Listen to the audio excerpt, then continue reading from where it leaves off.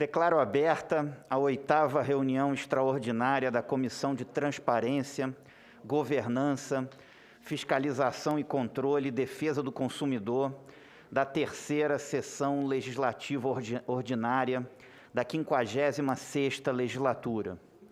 A presente reunião tem por finalidade debater a prevenção e o controle dos desmatamentos e queimadas na Amazônia brasileira, em atendimento aos requerimentos número 3 e 4 de 2021, ambos de minha autoria. A audiência pública será realizada em caráter interativo, transmitida ao vivo e aberta à participação dos interessados por meio do portal E-Cidadania na internet, em cidadania.leg.br, em senado.leg.br/e-cidadania, ou pelo telefone da Ouvidoria do Senado Federal, número 0800 061 2211. Hoje recebemos os seguintes palestrantes, os quais quero agradecer a atenção ao convite feito por mim. Quero agradecer ao representante do vice-presidente da República, General Mourão, o coronel Carlos Roberto Sucha, chefe da assessoria de temas institucionais da Vice-Presidência da República e coordenador da Comissão Integradora do Conselho Nacional da Amazônia Legal. Agradeço a presença do coronel como representante do vice-presidente da República, general Hamilton Mourão. Quero também agradecer aqui a presença do João Paulo Ribeiro Capobianco, que é presidente do Instituto Democracia e Sustentabilidade, do Tasso Azevedo, que é coordenador geral do projeto MAP Biomas, e também da Mônica Sodré, que é diretora executiva da Rede de Ação Política pela Sustentabilidade, a RAPS. A presente audiência pública será também transmitida pela TV Senado e pela Rádio Senado. Cada um dos convidados terá, inicialmente, quero também agradecer aos senadores que estão acompanhando essa audiência pública e também a todos os telespectadores da TV Senado e ouvintes da Rádio Senado. Cada um dos convidados terá, inicialmente, 10 minutos para proferir suas palavras iniciais e depois eu vou abrir a palavra para os senadores, para também as perguntas do público, e no final, como acho que todas as audiências públicas devem ser, que é o que eu tenho me colocado aqui desde o primeiro momento nessa comissão, como presidente dessa comissão, abrir também uma fala final para que a gente possa ter alguma conclusão do debate, dando também um período para considerações finais para cada um dos convidados. Convido para fazer uso da palavra, primeiramente, o senhor João Paulo Ribeiro Bianco, presidente do Instituto Democracia e Sustentabilidade. Muito obrigado pela presença, João Paulo. Vossa Senhoria tem 10 minutos. Caro senador Rigufi, caro representante do vice-presidente da República, prezada Mônica Sodré, Tasso Azevedo, demais senadores aqui presentes, é um prazer participar dessa audiência pública num tema tão relevante e num momento tão importante como nós estamos vivenciando no momento. Eu pedi autorização para compartilhar minha tela. Autorização totalmente concedida. Eu peço para o pessoal aí ainda no momento. Ajudar. Opa! Pode compartilhar. Perfeito.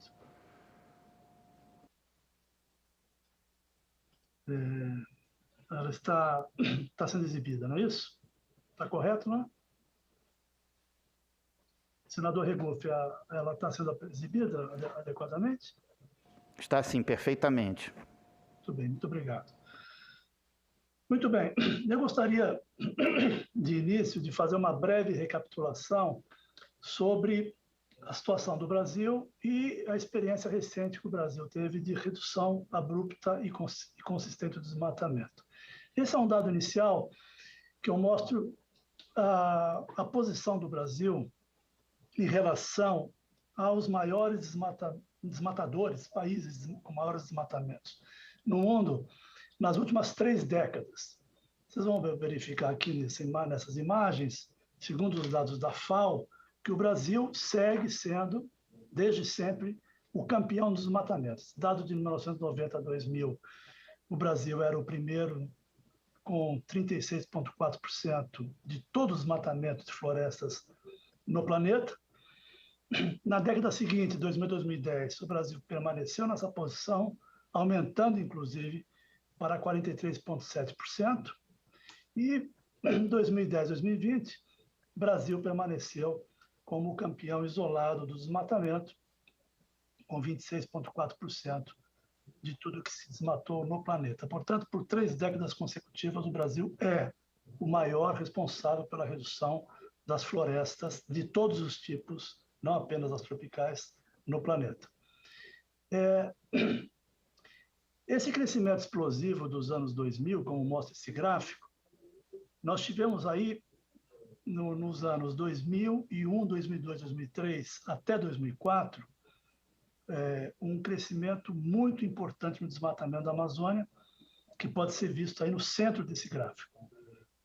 Em 2004, nós atingimos 27,8 mil quilômetros quadrados, que foi o segundo maior índice da história do Brasil, só sendo superado pelo dado de 29.100 quilômetros quadrados, e de 1995, ainda no governo Fernando Henrique Cardoso.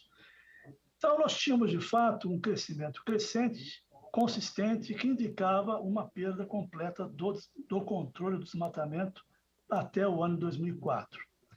Para enfrentar essa questão, o governo federal criou, em 2003, um grupo interministerial para combate ao desmatamento e, na sequência, em 2004, lançou o Plano de Prevenção e Controle do Desmatamento da Amazônia, com uma participação bastante importante, como vocês podem ver aqui. O lançamento foi em julho de 2004, reuniu 13 ministérios, a coordenação desse plano ficou a cargo da Casa Civil, e ele é considerado, nacional e internacionalmente, a principal política pública de controle do desmatamento já implementada na Amazônia. Foram 3 eixos temáticos de atuação do plano: ordenamento territorial fundiário, monitoramento e controle ambiental e fomento a atividades produtivas sustentáveis. Os principais resultados desse plano, senhores senadores, é que nesse período, em apenas 4 anos, de 2004 a 2008, que é considerada a chamada primeira fase do PPCDAM, foram criados 25 milhões de hectares de unidades de conservação, uma área equivalente ao estado de São Paulo, 250 mil quilômetros quadrados. E os estados envolvidos no plano e estimulados pela ação federal criaram mais 37 milhões de hectares de unidades de conservação estaduais. Portanto, a Amazônia ganhou um impulso em termos de conservação nunca visto antes. Além disso, foram homologados 10 milhões de hectares de terras indígenas, 100 mil quilômetros quadrados. Foram cancelados mais de 60 mil certificados de cadastro de imóvel rural que não tinham origem comprovada, que eram nada mais do que grilagem de terra, e esses títulos foram cancelados pelo governo federal por meio do INCRA.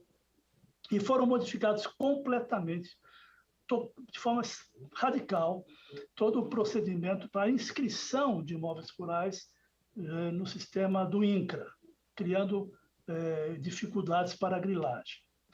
Na área de monitoramento e controle ambiental, os avanços foram impressionantes. Foram criados os sistemas de monitoramento em tempo real, o DETER, hoje muito conhecido, muito popular, mas foi criado em 2004 e colocado em operação em 2005. Foram aprimorados ainda o PRODES, que é o principal sistema de monitoramento, com a inclusão de mais satélites para antecipar as análises do PRODES, e foi criado também o DETEX para analisar a degradação florestal. A fiscalização do IBAMA ganhou um enorme impulso, foram definidas áreas prioritárias, foi ampliado o uso do embargo de áreas ilegalmente desmatadas. O Exército e a Polícia Rodoviária Federal participaram de forma expressiva, se incluíram no plano, tiveram uma ação importantíssima, e a Polícia Federal passou a agir de forma permanente, com mais de 13 grandes operações realizadas, com mais de 650 pessoas presas, inclusive servidores públicos.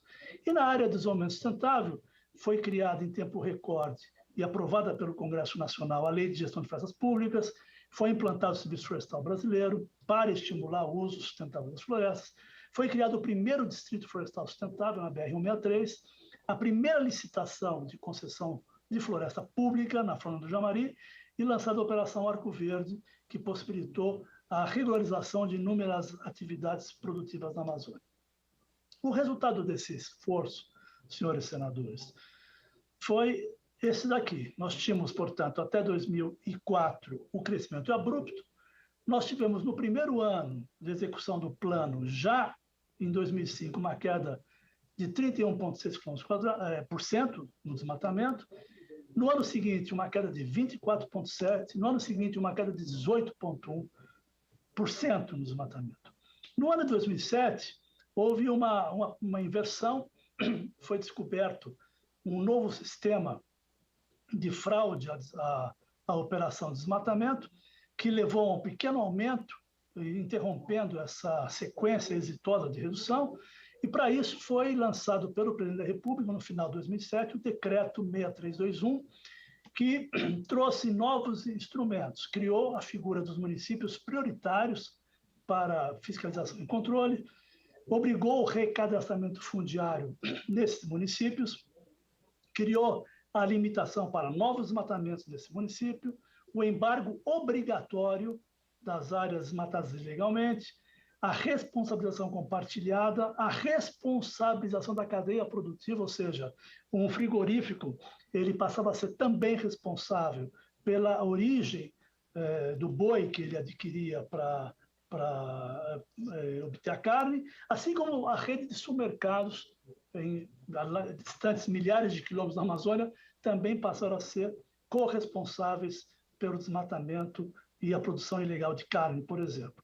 E foram criados critérios ambientais para a concessão do crédito agropecuário, principalmente por uma resolução do Banco Central que estabeleceu que seria obrigatório apresentar um atestado de regularidade ambiental e fundiária para que novos financiamentos fossem obtidos, seja na rede pública, seja na rede financeira privada. Esses municípios prioritários, senhoras e senhores, é fundamental, porque ele permitiu uma melhor ação do poder público. Ou seja, o governo federal, liderado pelo IBAMA, com apoio do Exército, com apoio da Polícia Rodoviária Federal, com apoio da Polícia Federal, um esforço enorme, o apoio também das polícias estaduais, polícias militares, conseguiu concentrar a sua ação numa área menor, porque a Amazônia realmente é muito grande. Inicialmente, em 2008, eram 36 municípios prioritários, passou para 44 e, com isso, reduziu-se a área. Muito bem. Com isso, observe que houve uma redução de 64,3% do desmatamento e, no total, no período, foram 81,95% de redução. Muito bem. Isso foi feito, senhoras e senhores, com aumento da produção. Observe a produção de soja em azul, né? Observe a produção, aumento do rebanho bovino, também em azul, e em vermelho sempre a redução do desmatamento. O que acontece agora? João Paulo, eu vou lhe dar mais um minuto para concluir. Já foram meus 10 minutos? Foram os 10 minutos. Me desculpe. Então, eu vou passar rapidamente aqui para os dados. Observe o seguinte, senhoras e senhores. Nós temos hoje uma redução da fiscalização, nesse dado aqui, impressionante. No período de 2009 a 2018, nós tínhamos um volume de 4.904 atuações média por ano, e nos municípios prioritários, 2.602. Observe que em 2019 caiu 43,1%, 34,1% nos municípios prioritários, em 2020 caiu 69,4%, 66,8%. Então, o que nós estamos assistindo aqui, senhoras e senhores, é uma redução da ação impressionante. Observe a invasão nas florestas públicas. Esse dado é impressionante. As florestas públicas invadidas, que têm CAR registrado, somam 14 milhões de hectares. Ou seja, o governo federal permite que um invasor numa terra pública invada a área, ainda insira essa área no CAR, que é um sistema público federal. Portanto, seria urgente o cancelamento dessas áreas. Há uma série de iniciativas nesse sentido, eu vou encerrar por aqui, senhor senador, mas a própria Coalizão Brasil Clima, Floresta e Agricultura propõe 6 ações muito dirigidas para o que nós chamamos de uma redução rápida do desmatamento.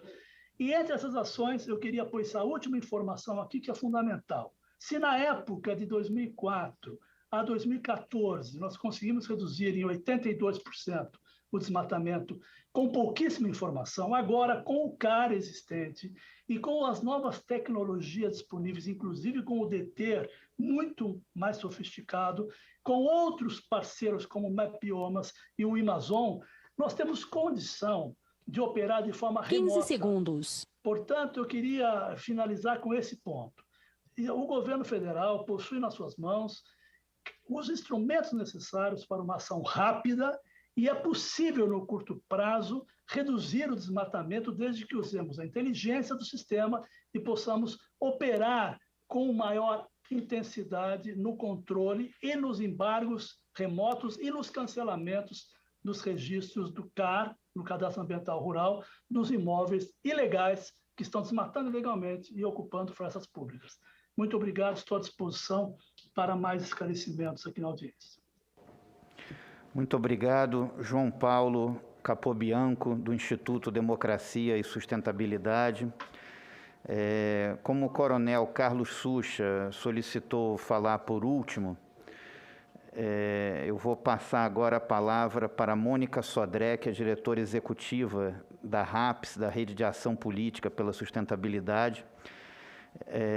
E agradecendo a presença de todos os convidados, eu quero só lamentar a ausência do Ministério do Meio Ambiente, que não mandou nenhum representante para essa audiência, que é uma importante audiência aqui da Comissão de Fiscalização e Controle e Defesa do Consumidor. Passo a palavra a Mônica Sodré. Vossa Senhoria tem 10 minutos. Obrigado por aceitar o convite. Obrigada, senador Regufe. Boa tarde a todos e a todas. Eu gostaria de iniciar minha fala cumprimentando o presidente da Casa, senador Rodrigo Pacheco, cumprimentando o senador Regufe pelo convite, pelo requerimento que me traz aqui hoje, cumprimentando também o representante do Executivo, o coronel Sucha, os expositores, João Paulo, que falou anteriormente a mim, e todos os outros, e também todos que nos acompanham pelo portal E-Cidadania. Queria cumprimentá-lo, senador Regufe, pela disposição em realizar um debate, uma audiência pública como essa, numa data como essa, mostrando não só a sua disposição pessoal, mas também a sintonia dessa comissão, do seu mandato, da sua equipe com os temas mais relevantes do país. Eu sou cientista política, diretora executiva da Rede de Ação Política pela Sustentabilidade, e é nessa qualidade que venho hoje. E venho aqui representando uma instituição de natureza política, apartidária e sem fins lucrativos, que é hoje também a maior rede de políticos do Brasil. Nós temos entre os nossos membros 45 congressistas de diferentes posições no espectro político ideológico, e esses 45 congressistas representam hoje 8% do Parlamento Federal. E com muito orgulho e muita honra, o senador Regufe é um deles. E a minha missão, senhores senadores, senhoras senadoras, aqui hoje não é diferente da missão da organização que eu represento e que eu dirijo. Ela é a missão de, primeiro, que a agenda da sustentabilidade não seja vista como uma questão ideológica. Segundo, de que a gente consiga discutir desenvolvimento sustentável para além da perspectiva ambiental. E terceiro, de que esse seja um compromisso de agentes políticos de todo o país, independente da posição que ocupam no espectro político ideológico. E, com isso, eu preparei uma fala dividida em 3 sessões, em 3 blocos. Na primeira delas, eu gostaria de contextualizar o problema. Na segunda, de apresentar um conjunto de evidências que reforçam a contextualização do problema. E, por último, apresentar um conjunto de sugestões de ação. Passando para a contextualização do problema. Senhores senadores, a questão climática hoje é um tema estrutural da economia e da política. As mudanças do clima são uma realidade e algumas das suas consequências já são irreversíveis. O mundo está esquentando, a causa e a responsabilidade são humanas. O relatório do IPCC, que nós todos vimos há poucas semanas, já lida com cenários em que a Terra deixe de ser sequestradora ou sumidora de carbono e passa a ser emissora. Esse cenário, que pode ou podia parecer muito distante, já é uma realidade no Brasil e já é uma realidade de algumas regiões da floresta amazônica. A situação da Amazônia e do Pantanal, que hoje estampa as principais capas dos principais jornais brasileiros, não deixa dúvidas. O Brasil está literalmente secando. Vai faltar alimento, vai faltar chuva, vai faltar alimento para o nosso povo. E não é à toa que diversos países ao longo de todo o mundo têm apresentado compromissos para acelerar a sua transição para uma economia de baixo carbono. O mundo já entendeu que o futuro não pode repetir o passado. Aqui, a nossa negligência com os nossos ativos ambientais, em especial a nossa incapacidade atual de conter desmatamento, faz com que nós estejamos na contramão do mundo. E aqui eu passo para as evidências. Primeiro, nós somos hoje o quinto maior emissor de gás de efeito estufa no mundo. 44% das nossas emissões são resultado de mudança no uso da terra. E se a gente for olhar esse dado de maneira aberta, de maneira desagregada, e eu me refiro aqui a dados do IPAN de 2020, a gente vai ver que 94% disso é fruto de desmatamento e 87% disso está localizado na região da Amazônia. Mais de 50% do fogo e do desmatamento tem ocorrido em terras públicas, como disse João Paulo aqui que me antecedeu, e essas terras são basicamente florestas públicas não destinadas, terras devolutas, e isso demonstra desmatamento ilegal. O desmatamento subiu 14% em 2020 e o país perdeu 24 árvores por segundo naquele ano. Esse dado é do NACBiomas, que terá sua apresentação aqui na sequência. E a cada ano, o Brasil queima uma área maior do que a Inglaterra. E aqui vale a pena destacar, diferentemente do que a gente ouve, a Amazônia não é um bioma no qual o fogo faz parte natural do seu ecossistema. O que eu quero dizer aqui, senhores senadores, é que o fogo na Amazônia é fruto da intenção e ação humana. E com isso, nós temos pelo menos 3 consequências econômicas já precificadas e apontadas. O primeiro é a redução das chuvas já foi precificada e ela representa uma perda potencial de $1 bilhão por ano até 2050, por conta da quebra na produção de soja e de carne. A segunda é o potencial boicote a produtos brasileiros no exterior, agravado pela decisão da União Europeia recente de fazer um ajuste tributário de carbono na fronteira, que vai significar maior dificuldade para o Brasil exportar os seus produtos. E terceiro e último, riscos para a segurança alimentar e hídrica. E aqui eu vou repetir o que eu já disse no início. Vai faltar chuva, vão se agravar as doenças respiratórias, a gente vai sobrecarregar um sistema de saúde já castigado e sobrecarregado pela pandemia. Nossa incapacidade de conter o desmatamento faz com que nós estejamos mal posicionados, desfavorecidos e em desvantagem no cenário internacional. Enquanto o mundo fala em instrumentos econômicos para acelerar a transição para uma economia de baixo carbono, aqui nós somos incapazes de fazer cumprir a lei. E nós já fizemos isso no passado, como ressaltou João Paulo. Os anos de 2005 e 2012 mostram que isso basicamente está atrelado a uma capacidade de fiscalização. E, claro, isso tudo que eu relatei aqui, esse cenário, essas evidências, é importante ressaltar, senhores senadores, senhoras senadoras, que esse estado de coisas não surgiu do nada e também não é algo que não tenha razão, não é fruto do acaso. É resultado de escolhas políticas que nos últimos anos significaram um enfraquecimento técnico e orçamentário dos órgãos de controle e tornaram a baixa fiscalização a sua consequência. Aqui eu abro o terceiro e último bloco da minha apresentação sobre o que precisa ser feito, um conjunto também de 7 recomendações. O primeiro, restaurar passivos ambientais. Segundo, respeitar e garantir a implementação do Código Florestal. Terceiro, retomar ações de fiscalização e punição pelos ilícitos ambientais identificados. Quarto, recompor o orçamento do Ministério do Meio Ambiente, mas não se trata só de recursos, é preciso recompor também a capacidade técnica dos órgãos. O quinto, destinar florestas públicas para conservação e produção florestal sustentável. O sexto, cancelar o Cadastro Ambiental Rural, o CAR, onde há sobreposição com florestas públicas não destinadas. E sétimo e último, mas não menos importante, que a gente apresente um plano concreto de implementação das nossas NDCs. É fundamental que um país como o Brasil, desse tamanho e com essa importância, apresente um plano concreto de longo, médio e curto prazo sobre como pretende cumprir os compromissos do Acordo de Paris. Precisamos deixar os tempos das intenções para trás. E, por último, senhor senador Regufe, senhores e senhoras senadoras, ao falar nessa casa, inclusive com o representante do Executivo, eu não posso deixar de fazer alguns pedidos. O primeiro deles é de que o Senado Federal nos ajude a combater ou a não ampliar qualquer tipo de retrocesso socioambiental. Eu me refiro aqui a projetos de lei que, inclusive, tramitam nessa casa, como é o caso do PL 2633, sobre regularização fundiária, e também de licenciamento ambiental. E o segundo é de que o Executivo Federal assuma uma agenda concreta de compromisso no combate ao desmatamento.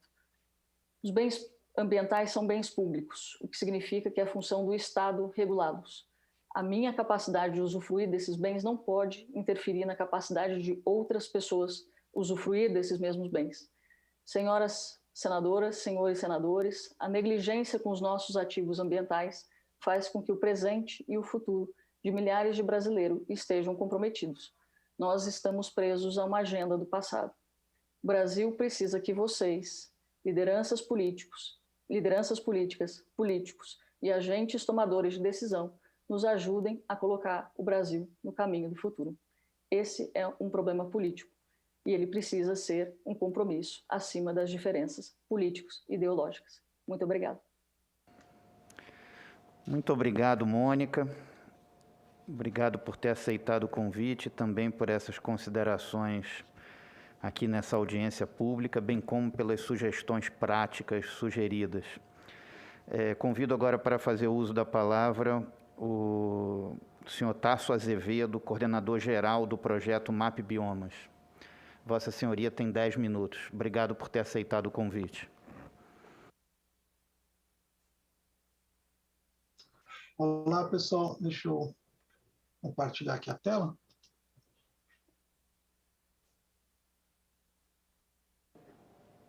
Está liberado o seu áudio, Tasso. Tá, deixa eu só compartilhar aqui a tela.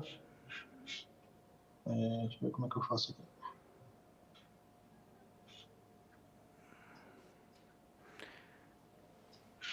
Só direto aqui, a tela né? dele... Compartilhar.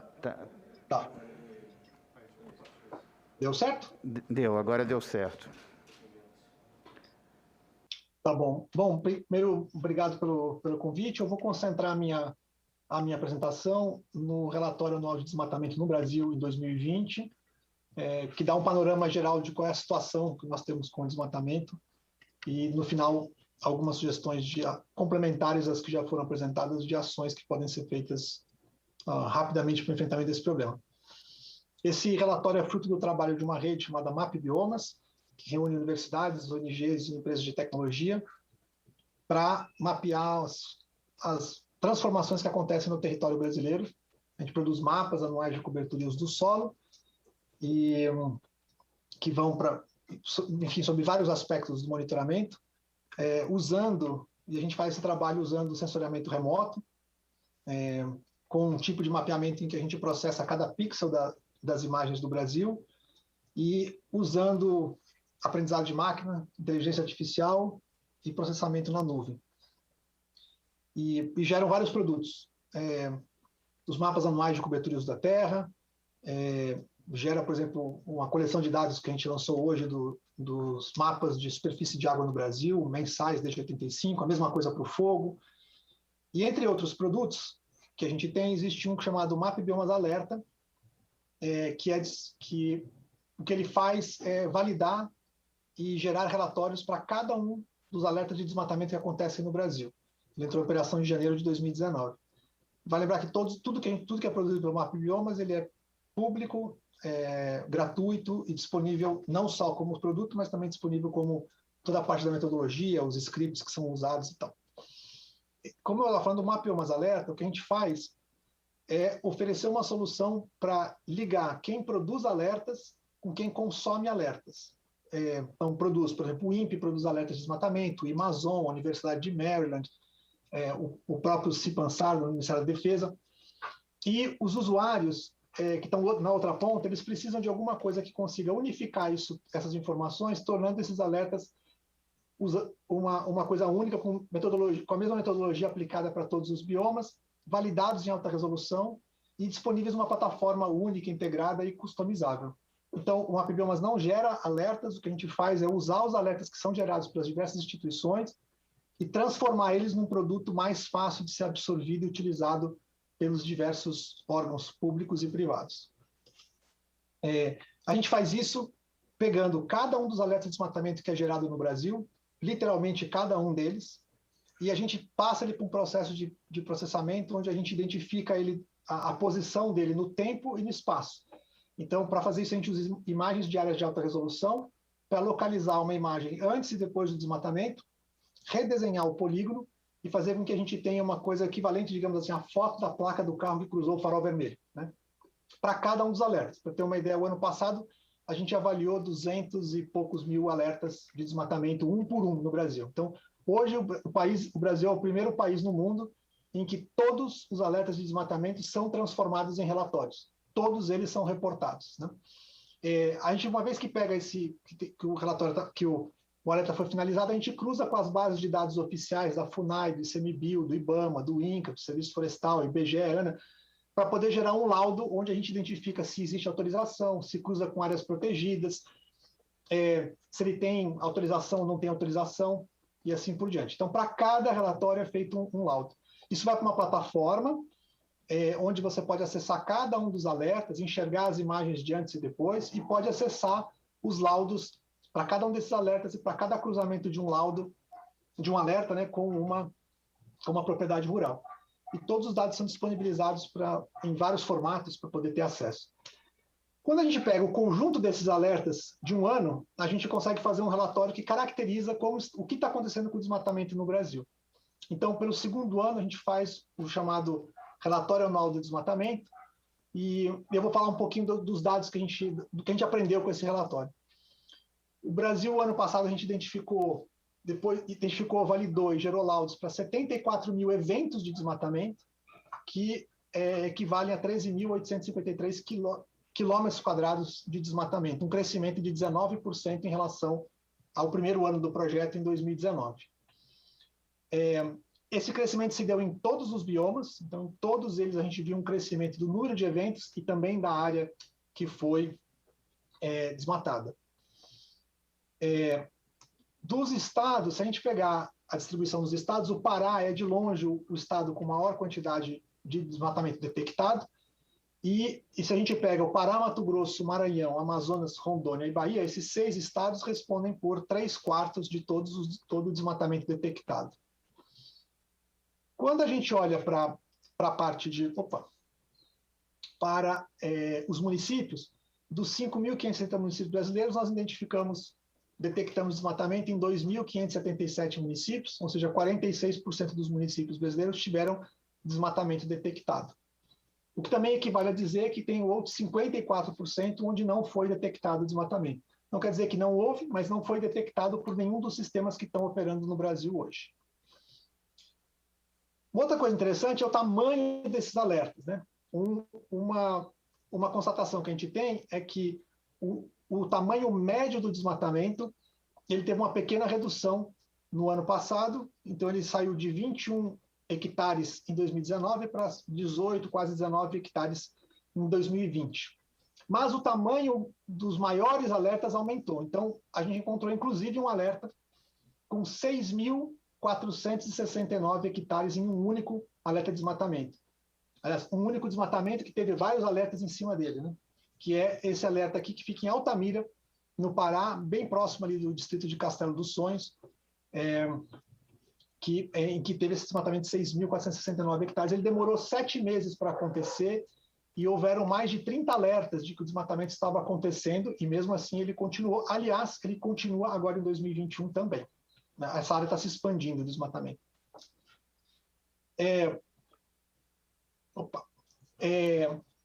Outra coisa interessante é que a gente conseguiu detectar quanto que se expande o desmatamento por dia, qual é a velocidade em que ele ocorre. Então, para cada evento de desmatamento no Brasil, em média, ele cresceu 1.600 metros quadrados por dia.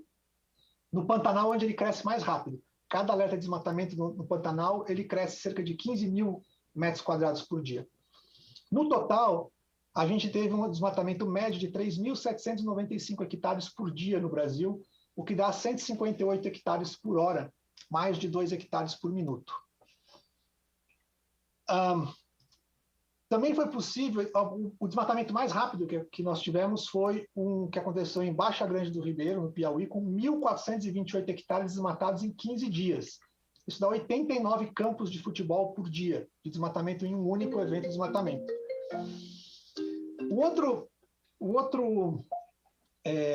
Outra informação interessante é que como a gente consegue localizar o desmatamento no tempo, dá para a gente entender quanto desmatou por dia.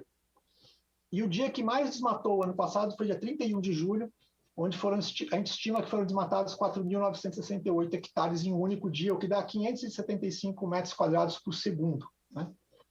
Mais de 2 milhões de árvores foram cortadas em um único dia, nesse dia 31 de julho do ano passado. É interessante notar que isso varia pelos biomas. Então, na Mata Atlântica, o desmatamento é maior lá para outubro. No Cerrado, é em maio. Na Amazônia, é em julho. Então, ele varia em diferentes regiões do Brasil. E dá para fazer isso para cada estado, por exemplo, o que ajudaria a pensar as melhores políticas públicas e a alocação dos recursos de forma mais adequada ao longo dos anos. O desmatamento predominou no ambiente de florestas, 70% do que foi desmatado foi em florestas, mas tem outros 30% que são em outras formações de vegetação nativa, não de floresta tropical, como a gente conhece, como, por exemplo, as savanas no Cerrado. Das terras, esse é um número muito preocupante, das 573 terras indígenas do Brasil, 297 terras indígenas tiveram detectado desmatamento no ano passado, o que a gente fez 7% do desmatamento acontecendo nessas áreas, ou cruzando com áreas indígenas. Isso é muito grave. Historicamente, esse número é 1% ou menos. E a gente chegou a 7%, é um negócio muito, muito grave mesmo. Uma mudança de padrão. No caso das unidades de conservação, ela chegou a 12%. Também é muito acima da média histórica, que ficava em 3%, 4%. Às vezes chegava assim, muito difícil chegar a uns 5%. 12,4%. 15 segundos. Tipo de desmatamento. Então, 337 das 2.600 UCs federais e estaduais tiveram desmatamento. Lembrando que essas são áreas protegidas, que não deveriam ter desmatamento. Em assentamentos também a gente tem esse cálculo. Quantos assentamentos? São 1.584 assentamentos em que se foi detectado desmatamento. Tasso, eu vou lhe dar mais um minuto para concluir. Tá. Vou tentar aqui. Foram 52 mil imóveis do Cadastro Ambiental Rural. Esse dado é importante porque 52 mil imóveis significa 0,9% dos imóveis cadastrados. Então, isso quer dizer que no ano passado, os outros 99% dos imóveis rurais a gente não detectou desmatamento, mas tem o desmatamento nessa porção. Quando a gente soma os 2 anos, deu 1,4% dos imóveis rurais com desmatamento. Vou passar aqui. Uma questão importante do estudo foi a gente identificar indícios de ilegalidade nesses desmatamentos. Então, quando a gente observa desmatamento sobre reserva legal, sobre APP, desmatamento sobre unidade de conservação, terras indígenas, sobre áreas embargadas e assim por diante, e cruza todos esses dados, a gente identifica que 99% dos desmatamentos que aconteceram no país 15 segundos. no ano passado não tiveram tem indícios de irregularidade, o que é bastante grave. E, por fim, a gente fez uma primeira avaliação sobre as ações do poder público sobre essas áreas de desmatamento que são predominantemente ilegais. E o número que a gente tem é que apenas 5% dos desmatamentos que aconteceram em 2019 e 2020, detectados, 5% da área teve alguma ação dos órgãos federais. E mesmo quando a gente olha para os municípios prioritários, por exemplo, a lista dos 11 municípios do Conselho da Amazônia apresentou esse ano como prioritários, apenas 12% da área teve ação ou 3% dos alertas. E quando a gente olha para a lista dos municípios prioritários, aquela que acho que o Capobianco se referiu anteriormente, os 55 municípios prioritários para a ação, nós estamos falando em só 9% da área desmatada teve ações. É um pouquinho melhor quando a gente fala dos estados, e aqui eu vou usar o exemplo do Mato Grosso. No caso do Mato Grosso, um pouquinho, bem melhor no caso do Mato Grosso, 47%, as ações dos estados chegaram a 47% dos alertas com ações, mas ainda assim 53% dos alertas não tiveram ações por parte do estado. Conclusão, o desmatamento está crescendo em todos os biomas, o desmatamento é hoje, na sua vasta maioria, casos de atividade ilegal ou com fortes indícios. É possível responsabilizar pelo menos 2/3 das áreas desmatadas porque tem um CAR sobre elas. Mais de 70% do desmatamento se dá em áreas em domínio privado ou de gestão privada. Por outro lado, 99% das propriedades rurais não tiveram desmatamento em 2020 e a impunidade ainda predomina no Brasil. E, por fim, eu botei aqui 4 ações enquanto eu vi os nossos colegas falarem, só para adicionar à lista do que eles colocaram. A primeira questão é embargo automático das áreas desmatadas sobre áreas protegidas. Isso tinha que ser automático. Apareceu um desmatamento sobre área protegida, não tem nenhuma desculpa para estar acontecendo lá. Tem que ter o embargo automático. As únicas exceções são as operações de mineração autorizadas, que são restritas a 4 flonas na Amazônia. Inscrever no CAR todos os desmatamentos sobre reserva legal, APP e todos os embargos que ocorrem sobre a propriedade. Isso, inclusive, está previsto na regulamentação do CAR, que deveria acontecer e hoje não acontece. E toda vez que você tem uma área desmatada sobre APP ou reserva legal, ou tem área de embargo, a própria regulamentação diz que esse CAR tem que ser suspenso.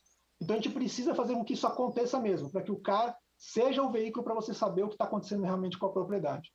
Dar transparência aos dados de identificação do CAR. Não tem nenhuma razão para que o CAR, a gente não possa saber o nome do proprietário, seja pessoa jurídica ou pessoa física, de qualquer uma das áreas que está cadastrado no CAR, até porque dados imobiliários no Brasil são públicos. Então, a gente precisa vencer esse problema, é um problema que o Congresso precisa fazer, que é dar clareza de que esses dados deveriam ser dados públicos, o dado de identificação de quem é o proprietário.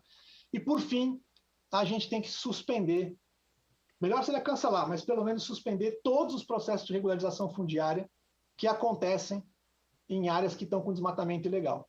Não faz nenhum sentido a gente dar seguimento à regularização fundiária a quem está fazendo uma ilegalidade sobre uma terra pública que está sendo, enfim, pleiteada. Desculpa o avançado. Obrigado. Muito obrigado, Tasso. Convido agora para fazer uso da palavra o coronel Carlos Roberto Sucha, que é coordenador da Comissão Integradora do Conselho Nacional da Amazônia Legal e que aqui representa também o vice-presidente da República, o general Hamilton Mourão. Muito obrigado por ter aceitado o convite. Muito obrigado, coronel, pela presença. Boa tarde a todos. Senhor senador Regufe, é uma honra poder estar aqui, substituindo aí a presença programada e prevista do seu vice-presidente, que não pôde estar nesse momento aqui por outras razões. Eu pedi realmente para ser o último, até para entender melhor como é que se processava essa situação toda, e eu agradeço aí a deferência do senhor ter aceito essa nossa solicitação. Gostaria de cumprimentar os nossos palestrantes, a Mônica Sodré, o João Paulo e também o Tasso Azevedo, pelas excelentes apresentações que fizeram, com um diagnóstico bastante preciso do que foi feito. Isso demonstra que nós sabemos o que está acontecendo no Brasil e temos aí, vamos dizer assim, caminhos de solução bastante viáveis. Então, acredito eu que nós precisamos juntar forças e vou mostrar aqui, nessa minha breve apresentação, o que o Conselho da Amazônia está fazendo para justamente aglutinar e buscar convergência de esforços. Em janeiro de 2020, o presidente da República transferiu o Conselho da Amazônia Legal para a responsabilidade do vice-presidente da República. dando-lhe a tarefa de coordenar e integrar esforços dos ministérios a fim de conduzir as políticas públicas para proteção, preservação e desenvolvimento daquela região. Eu ressalto aqui que ele fala especificamente, tá me ouvindo? Fala especificamente da região da Amazônia Legal. Perfeitamente, coronel. Pode prosseguir. Muito obrigado. Então, falamos especificamente do caso da Amazônia Legal. Os apresentadores anteriormente falaram do Brasil como um todo e também da nossa responsabilidade para com o mundo. Naturalmente, a Amazônia Legal tem um impacto bastante grande, já que a participação do Brasil na redução vamos dizer assim, dos gases e na redução do carbono, ela se dá com muita força pela preservação da floresta. Nós já temos aqui no Brasil uma infraestrutura energética bastante limpa, precisamos melhorar bastante na questão de transporte e em outras atividades, mas na questão da floresta, realmente, nós precisamos, sim, ter uma atenção especial, como foi bem apresentado anteriormente. E por que nós estamos com o problema e como enfrentar esse problema? Quando o Conselho foi criado, nós tivemos aí a busca de montar um planejamento estratégico, uma visão de Estado de longo prazo, para poder fazer aquilo que ninguém conseguiu fazer pela Amazônia até agora, integrá-la efetivamente à política nacional. Pela sua situação territorial e distância dos grandes centros e a dificuldade de infraestrutura que ali existe, é bastante difícil integrá-la. Esse tem sido o desafio de vários governos anteriores e nós, no Conselho da Amazônia, então, buscamos montar um planejamento estratégico com esta visão de Estado. Mas aí, o que ocorreu? Chegou a Covid, nos limitou em diversas atividades, limitou a todo o Estado brasileiro, a todo o governo e também a nossa população, dificultando diversas ações. Por outro lado, as ações criminosas seguiram sendo executadas, sem restrições. Com essa situação, o Conselho foi obrigado a buscar medidas imediatas, entre as quais eu gostaria de destacar a ativação de um gabinete de prevenção e combate ao desmatamento ilegal e às queimadas, que culminou no emprego das Forças Armadas por um decreto presidencial, na Operação Verde Brasil 2. Na visão do Conselho, à época, os órgãos não estavam bem estruturados e com boa capacidade para dar a resposta imediata que precisava o problema. E a única solução que tivemos foi, vamos dizer assim, o emprego das Forças Armadas, aglutinando esforços em torno da prevenção e combate ao desmatamento ilegal e à queimada. Tivemos também ações sobre a questão da prevenção e a expansão da Covid na Amazônia, especialmente nas populações, nas comunidades tradicionais. E buscamos aí trabalhar na reativação do Fundo Amazônia. O vice-presidente assumiu para si a interlocução com os governadores, para que os estados e a União pudessem trabalhar junto. Embora os governadores não façam parte do Conselho da União, a União também não faz parte do consórcio dos estados, no que se refere à Amazônia, mas nós conseguimos colocar aqui uma integração e uma convergência de ações entre estados e União nesse aspecto. Como a Operação Verde Brasil 2 ela foi renovada por 3 vezes, nós vimos que a operação militar teria que acabar em algum momento. E aí iniciamos um plano operacional chamado Amazônia 21-22, que visava o quê? Visava empoderar e fazer com que os órgãos responsáveis pela fiscalização e pelo combate pudessem agir com mais eficiência, com mais efetividade em operações interagências com o apoio das Forças Armadas sem a decretação da GLO. Isso iniciou-se no final do ano passado, o planejamento. Em março deste ano já estava divulgado o plano e ainda em maio iniciou-se a sua execução. Mas, com a percepção de que a GLO iria acabar, o crime aumentou de intensidade as suas ações dentro da região amazônica. E, com isso, nós fomos obrigados aí a reativar novamente a GLO com a Operação Samaúma. Essa fase aí de militarização, vamos dizer assim, da ação ambiental, ela se deve justamente aos problemas que nós temos com os órgãos em termos de capacidade de execução da sua missão legal. Nós temos aí, por exemplo, o IBAMA, ICMBio, os diversos órgãos com seu efetivo reduzido e sem concurso há muitos anos. Tá? Um grupo que já está, vamos dizer assim, muitos com idade de aposentadoria e muitos foram afetados pela Covid. Então, tivemos bastante dificuldade de reunir os meios necessários em termos de pessoal na região.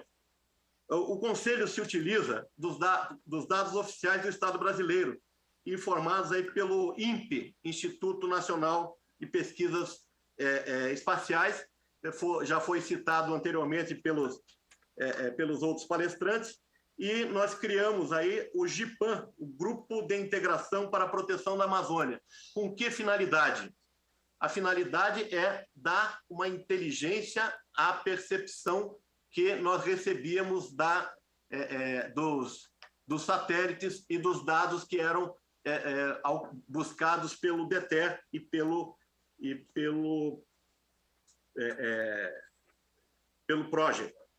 PRODES. Bom, precisava o quê? Olhar para as imagens e saber qual era o problema.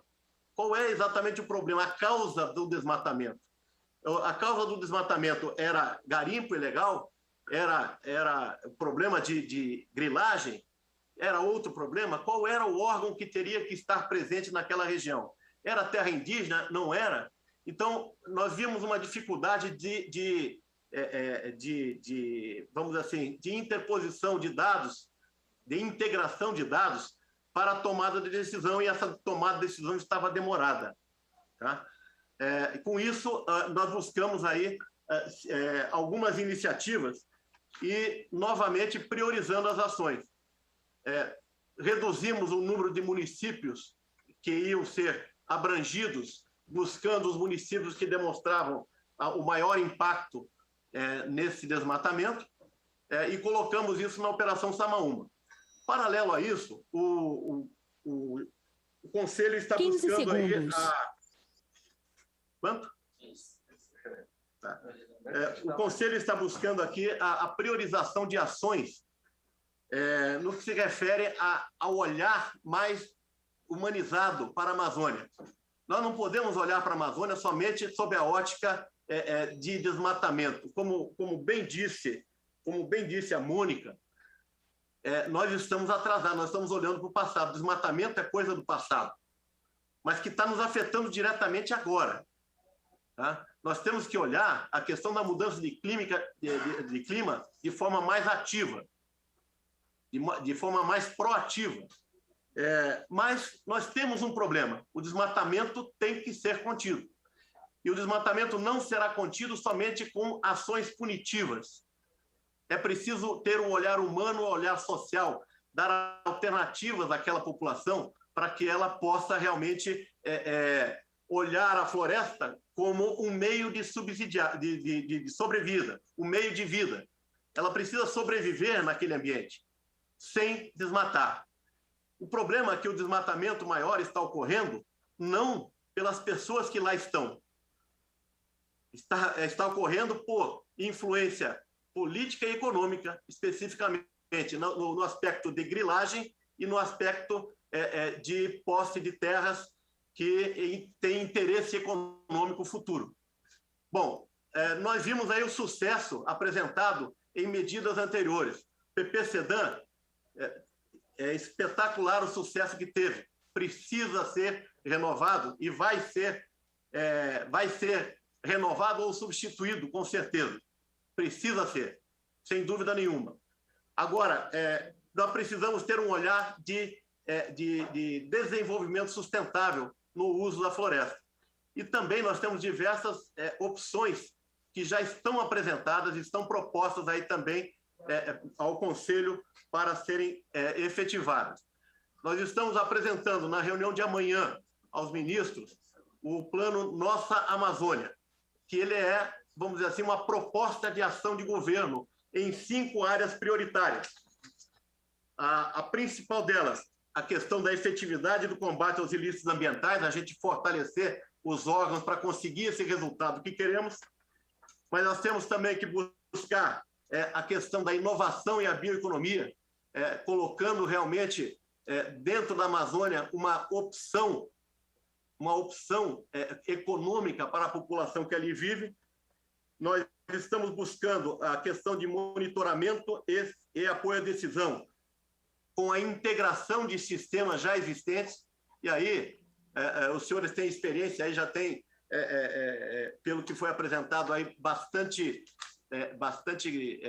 cabedal de conhecimento para entenderem que, quando a gente olha o desmatamento puro e olha o CAR, se a gente não integrar claramente essas duas situações, por exemplo, você não tem uma política efetiva na responsabilização sobre a questão de desmatamento, a questão de ilícitos ambientais e fundiários. Os ilícitos ambientais e fundiários estão interligados, bastante interligados.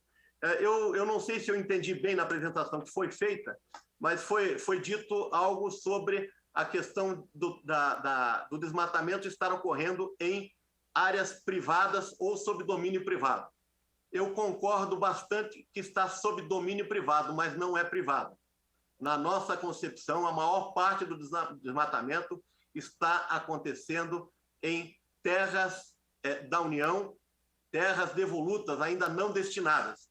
E aí vem a outra tarefa que nós estamos propondo, é a questão do desafio do ordenamento territorial. Não basta, ao nosso ver, somente resolver o problema fundiário, os conflitos fundiários que aí estão existindo, porque novos conflitos vão acontecer se nós não destinarmos as áreas que ainda não estão destinadas. Se nós não resolvermos esse problema, vamos continuar sempre correndo atrás do prejuízo. Então, o ordenamento territorial está também na nossa lista das 5 ações estratégicas prioritárias. E a outra questão é a questão de fontes de financiamento.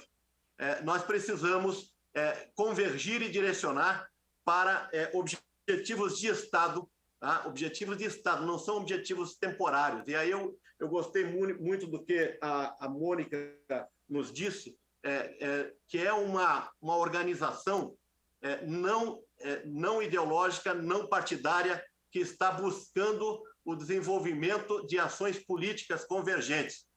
Está muito próximo ao que o Conselho pretende também no que se refere à Amazônia. Então, eu acredito, terminando aqui as minhas palavras de uma forma muito breve, eu acredito que nós podemos convergir e podemos buscar trabalhar juntos com as diversas propostas que os senhores e a Mônica também apresentaram aqui nesse momento, ver o que é possível integrar, aonde que é possível convergir, e vamos buscar, então, trabalhar juntos para melhorar isso daí. Finalizando, eu quero destacar que o Conselho não faz parte, propriamente, do Executivo. O Conselho foi criado sem poder executivo. A responsabilidade dos órgãos sobre a ação executiva não foi passada para o Conselho. A nossa responsabilidade é uma ação política de articulação e de convergência e, na ausência de planos, a gente indicar rumos para que, vamos dizer assim, possamos superar essas dificuldades que estamos tendo no caminho. Acredito que eu vou encerrar aqui, porque falar mais do que isso, a gente pode ultrapassar o tempo, iniciar um tema, eu ultrapasso o tempo, e eu não gostaria de prejudicar o debate que vem à frente, então que a gente possa buscar aí a solução para os problemas do Brasil. É uma honra para mim poder estar aqui, senador, demais apresentadores, nessa discussão, podendo participar de um tão seleto grupo que está buscando o melhor para o Brasil. Muito obrigado. Muito obrigado, coronel. Obrigado por ter aceitado o meu convite. Antes de passar a palavra ao senador Paulo Rocha, que é o líder do PT, que também está nos dando aqui a honra de participar dessa audiência, eu queria só ler alguns comentários de alguns cidadãos brasileiros que estão acompanhando pela TV Senado. O Miguel Santa, da Bahia, diz que não apenas a região amazônica precisa ser preservada, e sim o Brasil inteiro. Um bioma depende de todo o ecossistema. O Moacir Geraldo, de São Paulo, diz que a Amazônia é muito importante para o abastecimento das bacias hídricas, para o controle climático e para a lavoura. A Gianete Nogueira, de Minas Gerais, diz que a Amazônia de pé é muito mais valiosa para o Brasil e o mundo, que precisa ser preservada com fiscalização e multas, como está na Constituição. A Esther Cardoso da Silva, do Distrito Federal, diz que vivemos uma tragédia do ponto de vista socioambiental. Precisamos defender a Amazônia, os direitos indígenas e as populações tradicionais. O Rafael Bontempo, de Goiás, diz que o Brasil precisa tratar a preservação com a seriedade que o assunto merece, mas também tem que separar o que é desmatamento legal do ilegal. E o André Marques, também do Distrito Federal, aqui do Distrito Federal, diz que a sociedade em geral deve lutar em prol dessas missões, que a causa é justa. Tem muitas outras aqui, vou tentar selecionar mais algumas para ler aqui. Com a palavra, o senador Paulo Rocha. Presidente Regufe, parabéns pelo debate. Queria saudar todos os convidados e ainda bem que o coronel Carlos Xuxa fez uma separação no final entre o Conselho e o governo. Eu vou discorrer sobre isso depois, mas eu queria primeiro dizer o seguinte, que falar da Amazônia tem que compreender toda a sua complexidade.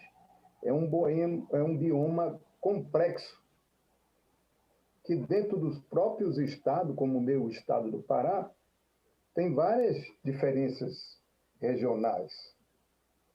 Então, é de uma complexidade muito grande. E, portanto, qualquer ação, seja governamental, seja qual for, tem que levar em consideração essa complexidade, além da importância que ela tem, o papel que ela tem para o clima, para a questão mundial, etc., que é o grande debate que está sendo cobrado por nós. A Amazônia, esse processo de devastação vem de algum tempo. Os governos militares não tinham nenhuma preocupação com isso ao implantar projetos governamentais lá. Por exemplo, o exemplo de Tucuruí. Ali se cometeu todos os crimes, todos, né? Ali. Depois a própria natureza foi consertando esse processo. Até para não desmatar, eles desfolharam a floresta submersa com pó. Era um pó chamado pó amarelo, que era um pó usado na guerra do Vietnã para desfolhar a madeira que ficou em pé submersa no lago e que trouxe graves consequências ambientais para a água, para o peixe, enfim, para a sobrevivência dos ribeirinhos, etc. Depois, a própria construção da Transamazônica, né, que, com a ideia dos militares de ocupar para não entregar, um verdadeiro descalabro ali no processo de implantar uma estrada de 1.000 quilômetros só dentro do estado do Pará e atravessando desde o Nordeste à Amazônia, certo? E criando, inclusive, cidades com desordenamento, e implantação de colonização, sem nenhum planejamento, sem nenhuma... Né? Com a visão de ocupar para não entregar. Depois veio os governos militares, aí nós tivemos um momento muito importante dos avanços. Desde Fernando Henrique Cardoso, Lula, foram criando avanços, arcabouços legais, como o Código Florestal, e criando as estruturas públicas, que tiveram um papel importante nesse processo de combate, a busca de resolver os problemas da devastação e pensar no desenvolvimento para a Amazônia, respeitando a questão ambiental, a complexidade da biodiversidade, etc.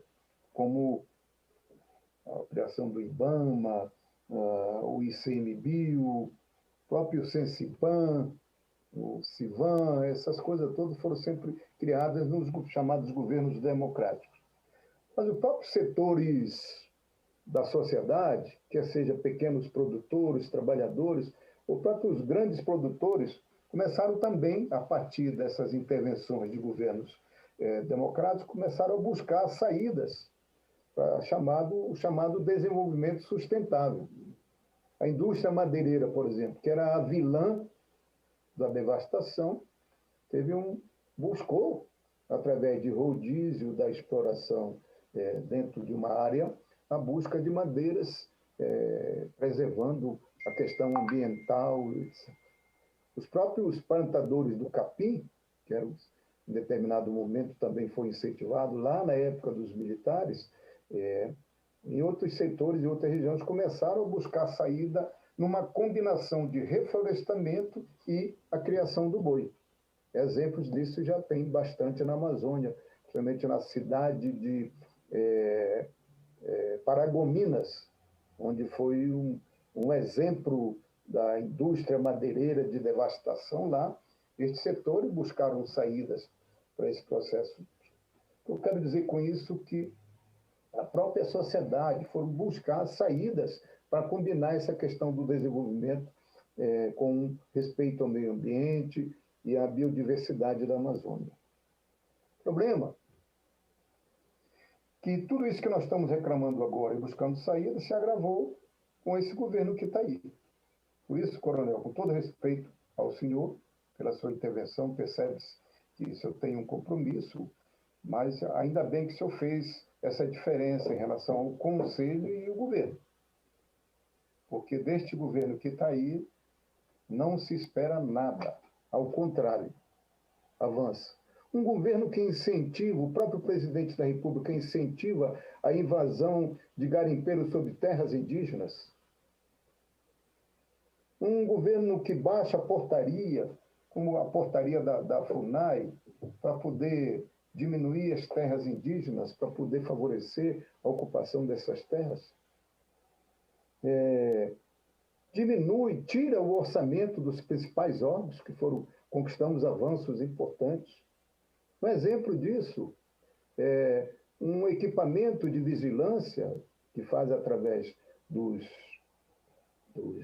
das buscas dos satélites, lá dentro da cidade de Belém.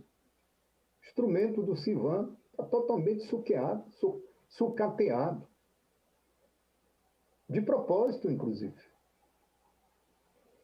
Então, e inclusive isso que a doutora Mônica reclamou, incentivo a iniciativas parlamentares, iniciativas legislativas, que destrói tudo aquilo que nós já organizamos como arcabouço legal, como reserva florestal, como reservas produtivas, enfim. Que essa preocupação que o coronel falou sobre o ordenamento territorial, as propostas que estão chegando aqui no Congresso Nacional, ou estão sendo ressuscitadas, por algumas que nós já fizemos até sepultamento dela, arquivamento dela, estão sepultando, que é um verdadeiro incentivo ao desordenamento territorial. Então, é preciso realmente que esses debates fluam aqui dentro do chamado Congresso Nacional, porque aqui está a representação de todos os setores, e combinando com as boas vontades dos nossos estudiosos, dos nossos técnicos, que eu conheço aí, o João Paulo, o Tasso, a própria Mônica, e agora com esse espírito aí nacionalista do coronel, a gente, quem sabe, não se une para evitar com que a tal da boiada passe, como o próprio ministro.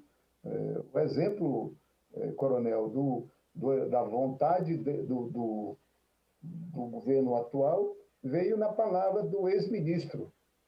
Enquanto eles estão preocupados com a pandemia, a gente vai passar a boiada por aqui. Então, parabéns, presidente Regufe, por trazer esse debate para cá e chamar estes convidados nossos, João Paulo, Tasso, Mônica e o coronel, que tem muito a contribuir para salvar a nossa Amazônia. Muito obrigado, senador Paulo Rocha. Obrigado pelas suas considerações e por também estar aqui presente nessa audiência. Acho que esse é o intuito dessa comissão. Além de votar os projetos, nós vamos aqui fazer dessa comissão um grande centro de debates sobre a questão nacional, tanto de defesa do consumidor como na área de fiscalização e controle. Já fizemos aqui audiência pública para debater a questão dos planos de saúde, que muitas vezes lesam o contribuinte com algumas artimanhas. Fizemos aqui uma audiência pública para debater o preço do combustível no Brasil, que está subindo a cada dia mais. Só esse ano já tiveram 7 aumentos. E agora estamos debatendo a questão do desmatamento, tão importante ser combatido, e a questão da Amazônia, que é um patrimônio do povo brasileiro e algo que precisa ser tratado com mais carinho por parte de todos aqueles que têm responsabilidade pública. Mais algumas considerações aqui de alguns telespectadores. O Leonardo Rodrigues diz que uma campanha de conscientização em massa é necessária para a preservação, pois muitas vezes os próprios moradores destroem a floresta. O Flávio Peterossi, de São Paulo, diz que a política de prevenção e controle está defasada em relação aos números de colaboradores públicos que se tem para se efetivar a fiscalização para tal. A Carmen Santos, do Paraná, diz que espera que esse debate conduza a uma política pública de real preservação, bem como a programas de conscientização. O Flávio, do Rio de Janeiro, diz que é preciso também pensar na questão do reflorestamento e gostaria que os convidados falassem também um pouco sobre a questão do reflorestamento. E o Alex Salai, ele parabeniza o debate e diz que esse debate é muito importante, que esse é o papel do parlamento. Eu vou agora passar aos convidados para umas considerações finais. Nós temos que depois entregar a TV Senado aqui, eu tenho que cumprir o combinado, entregar para uma outra comissão aqui a TV Senado. Eu vou dar 5 minutos para cada um dos convidados. Quero muito agradecer a presença de vocês. Esse é um primeiro debate sobre o tema. E é muito importante que essas sugestões colocadas pelos convidados aqui, coronel, tentem encontrar acolhida por parte do governo federal. São sugestões práticas, importantes para a preservação da nossa Amazônia, que eu acho que é o interesse de todos os brasileiros. E é muito importante isso ser tratado com muita atenção e e ter a devida acolhida por parte do governo federal. Quero muito agradecer a cada um dos presentes e convido agora o Tasso Azevedo para fazer as suas considerações de 5 minutos, Tasso. Obrigado pela presença.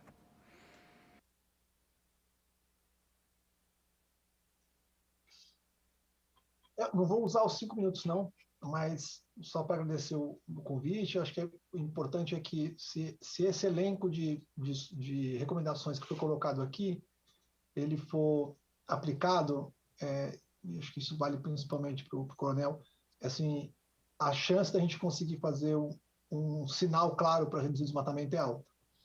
Agora, esse recado e esse sinal tem que ser dado como governo como um todo. Não adianta ele vir só de uma força, né?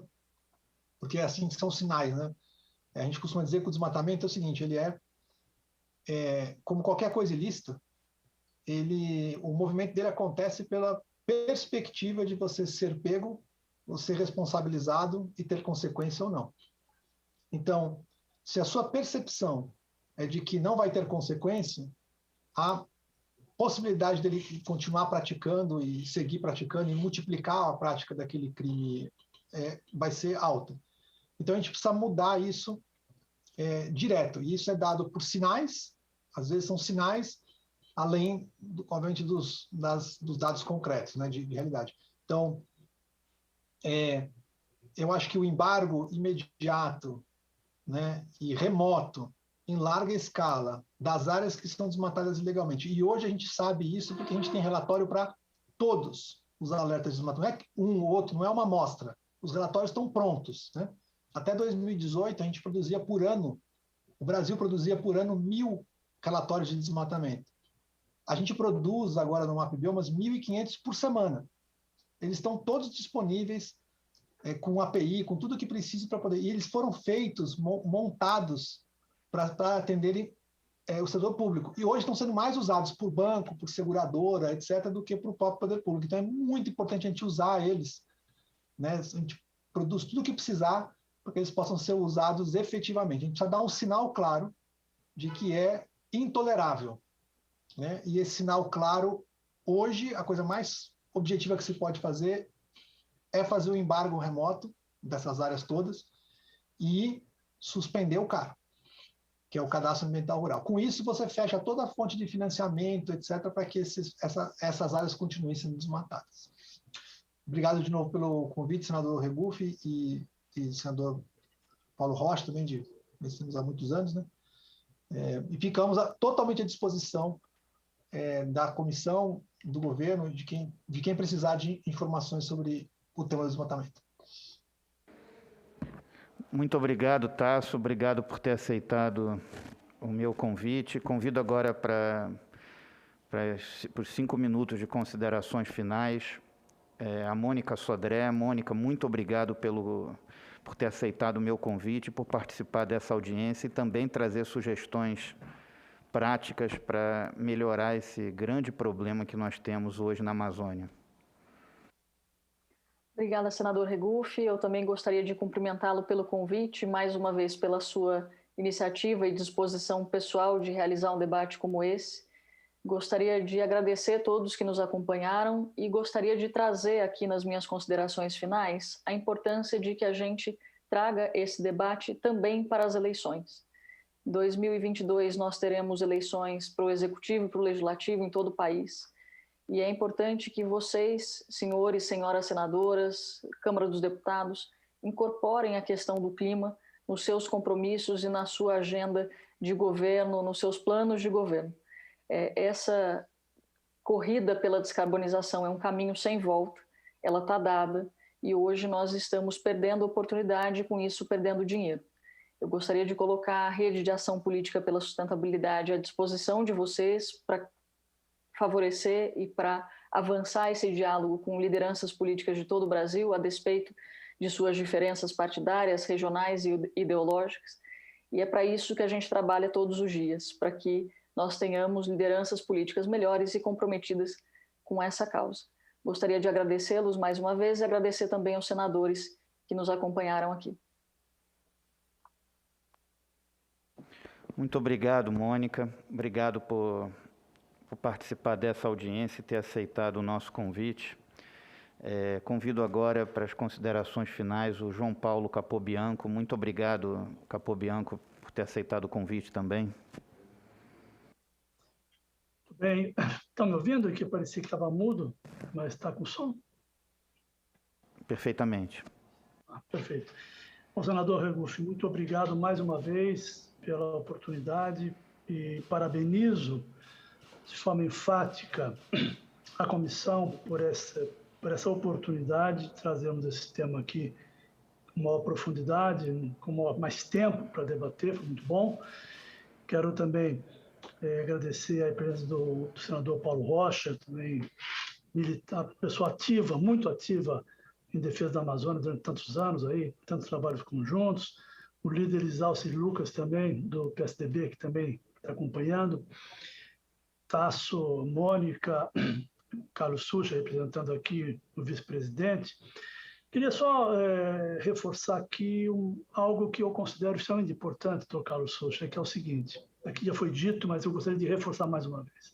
O senhor mesmo disse isso, e eu acredito que essa deve ser a mensagem final, mais importante para quem está nos acompanhando. O Brasil sabe como fazer. O Brasil já fez. O Brasil reduziu o desmatamento de 27 mil quilômetros quadrados para 4 mil quilômetros quadrados. Portanto, nós não estamos falando aqui de uma missão impossível, ao contrário, nós estamos falando de uma ação onde há conhecimento acumulado. E essa ação foi realizada pelos profissionais que estão no serviço público, por aqueles que estão no IBAMA, para aqueles que estão no CNBio, para aqueles que estão na Polícia Federal, aqueles que estão nas Forças Armadas, aqueles que estão na Polícia Rodoviária Federal e nos estados, nas polícias militares, nos governos. Então, portanto, nós temos conhecimento, nós temos capacidade, nós temos a possibilidade de tirar o Brasil daquilo que a Mônica disse muito bem, do caminho errado, né? Da contramão da história. Então, eu queria dizer para o senhor, Carlos Sucha, mas nessa oportunidade, o senhor disse muito bem, nós temos que oferecer alternativas. O problema aqui é que, num ambiente de ilegalidade, num ambiente de violência contra os direitos humanos, contra os povos indígenas, contra as populações tradicionais, contra os pequenos agricultores familiares, não há como nós desenvolvermos a Amazônia de forma equitativa, justa e ambientalmente sustentável. Portanto, a ação do controle, ela não é a única necessária, mas ela é extremamente necessária. E o trabalho que o Tasso mostrou aqui, eu inicialmente apresentei algumas informações, ele foi mais a fundo, mostra que as informações estão disponíveis. Nós sabemos quem e onde está operando. Nós sabemos quem está invadindo as terras públicas, porque essas pessoas acreditam tanto na impunidade que elas têm o desplante, desculpa usar essa palavra, para entrar no CAR. Para entrar no CAR, eu tenho que pôr meu nome completo e meu CPF. Essas pessoas invadem as terras públicas e ainda entram no CAR, porque elas têm quase certeza que haverá impunidade. Elas têm quase certeza de que não haverá ação. Portanto, isso que o Tasso insistiu, eu já havia insistido antes, e eu insisto mais uma vez. O governo federal pode agir já. Se o governo federal retirar, cancelar o CAR daqueles que estão em terras públicas, que é ilegal, vamos eliminar mais de 15 milhões de hectares de áreas sendo fraudadas. Isso é um sinal fortíssimo. Não é necessário recurso para isso, não é necessário as Forças Armadas irem a campo, é necessário apenas mandar o Serviço Florestal Brasileiro cumprir a sua função e a sua obrigação legal, que é cancelar esse CAR. Mas o Conselho da Amazônia pode punir e autuar esses matadores por correio, porque essas áreas estão documentadas, existem laudos mostrando isso. Portanto, não é necessário uma operação monumental de milhares de soldados para operar. Ou seja, caro doutor Carlos Sucha, por favor, leve isso ao vice-presidente da República. A Amazônia necessita de ação urgente e agora. essa ação está ao alcance das mãos. Não há nada que impeça uma ação exemplar que nos mude de caminho, mude a sintonia. As pessoas que estão operando de forma ilegal, que não são os moradores originários da região, não são os pequenos produtores, não são os extrativistas, aqueles que estão lá agindo ilegalmente, eles precisam de um sinal claro de que haverá punição. O senhor vai ver que, se vocês fizerem isso, o desmatamento vai cair abruptamente. Aí sim, nós vamos criar a condição para introduzir alternativas econômicas sustentáveis e promover o desenvolvimento sustentável dessa região, o que é extremamente necessário. Mas, para isso, há que haver uma situação de Estado de Direito. E o Estado de Direito, quem impõe é o governo federal, com seus instrumentos, juntamente em parcerias com os governos estaduais. Portanto, é o apelo que fica aqui, senador Regufe. Esse é o nosso apelo, que o governo haja, porque os instrumentos existem, as possibilidades estão dadas e não é necessário muito recurso, nem grande esforço para mudar o quadro dramático que a Amazônia vive hoje. Muito obrigado. Muito obrigado, João Paulo Capobianco.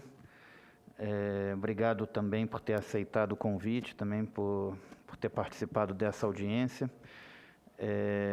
Quero agradecer também ao Coronel Carlos Sucha, quem considero agora, quem dou agora 5 minutos para as considerações finais, e dizer, Coronel, que a Amazônia é algo muito importante para os brasileiros. E é muito importante também que nós tenhamos um desenvolvimento econômico no país. As pessoas precisam de emprego, as pessoas precisam trabalhar, as pessoas precisam botar o pão de cada dia nas suas mesas. O Brasil precisa ter um projeto de desenvolvimento econômico sério. Agora, esse projeto tem que levar em consideração o meio ambiente. Ele precisa ser um desenvolvimento econômico sustentável. A ideologia que esse país precisa nesse momento é a ideologia do bom senso. É de conseguir fazer as coisas de forma equilibrada, de forma ponderada, gerando empregos, desenvolvimento para esse país, tendo um projeto sério e com substância de desenvolvimento econômico, mas levando em consideração o meio ambiente, levando em consideração a questão da sustentabilidade. Eu acho que isso é importante. E queria agradecer a sua presença, de ter aceitado o convite para participar dessa audiência. Muito obrigado, senador, pela oportunidade também de eu fazer essas considerações finais. O que a gente percebe é que nós todos sabemos o que tem que ser feito, o que deve ser feito. E eu, antes de prosseguir nas considerações finais, eu gostaria de fazer uma correção da minha exposição. Eu falei que o Conselho não pertence ao Executivo. Transmiti mal e talvez tenha sido mal interpretado, né? Na verdade, o Conselho não tem o poder executivo na mão. Ele não tem a função executiva. Ele foi criado pelo Executivo para auxiliar nos processos políticos, no processo de busca de articulação e convergência, mas não tem o poder executivo de mando sobre os órgãos, sobre as instituições e tudo mais. Nós buscamos convergência de ações. Então, corrigindo isso, e eu fui obrigado a corrigir justamente porque o senador Paulo Rocha colocou a situação e me colocou de saia justa aqui. Eu pertenço sim, ao Executivo, eu pertenço sim a este governo. A vice-presidência é uma instituição de segurança, vamos dizer assim, para as instituições democráticas. Ela não faz parte do Executivo como um todo, mas o Conselho é uma iniciativa do Executivo para, vamos dizer assim, convergência das políticas públicas. Então, feita essa minha correção, eu espero que eu tenha conseguido transmitir a ideia. Eu gostaria de dizer que eu concordo perfeitamente com os palestrantes que fizeram aqui, colocaram aqui a situação de que a lei precisa alcançar o infrator. Isso o vice-presidente tem dito em todas as oportunidades. O braço da lei vai alcançar o infrator. E é também vamos dizer assim, a forma como a operação Suma Uma, neste momento, está conduzindo a sua comunicação social. Nós precisamos fazer com que aquele que não cumpre a lei seja enquadrado por ela, em proveito do interesse público, superando essa gana de buscar o interesse próprio, o interesse setorial, que existe em muitas pessoas, em muitos setores, em muitas até organizações. Então, eu concordo perfeitamente com o que colocou aqui o doutor Tasso, que nós temos que fazer chegar a essa mensagem de intolerância com a questão de não cumprimento da lei. Nós não podemos tolerar a infração, o não cumprimento da lei, particularmente nesta temática ambiental, porque isso está comprometendo, como disse a Mônica, a nossa relação com o futuro do Brasil. Eu vejo, então, essa grande oportunidade que temos. Quero agradecer, então, a Mônica, ao Tasso, ao João Paulo, pelas colocações que fizeram, e, com certeza, nós vamos conversar mais à frente junto à comissão integradora. Eu vou pedir que vocês compareçam à comissão integradora para colocarem essas ideias junto à comissão e a gente poder discutir isso mais ativamente dentro do Conselho da Amazônia.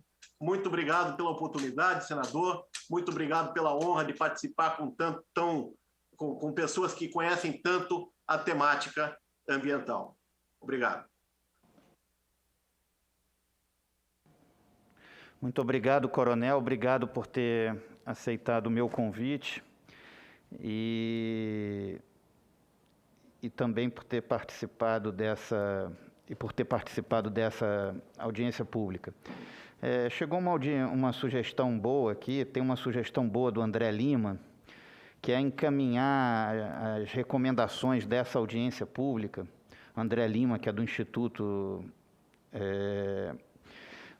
Democracia e Sustentabilidade, de encaminhar as recomendações dessa audiência pública para o processo de avaliação da política de clima com foco em desmatamento e queimadas na Amazônia, da Comissão do Meio Ambiente aqui do Senado. Nós vamos encaminhar também essas considerações para essa comissão. Uma boa sugestão, André. Queria agradecer a cada um dos presentes. O senador Paulo Rocha gostaria de falar?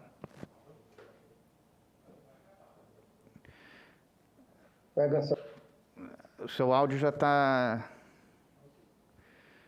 liberado. Senador Paulo Rocha. Acho que Vossa Excelência tem que liberar o seu áudio. Está liberado agora.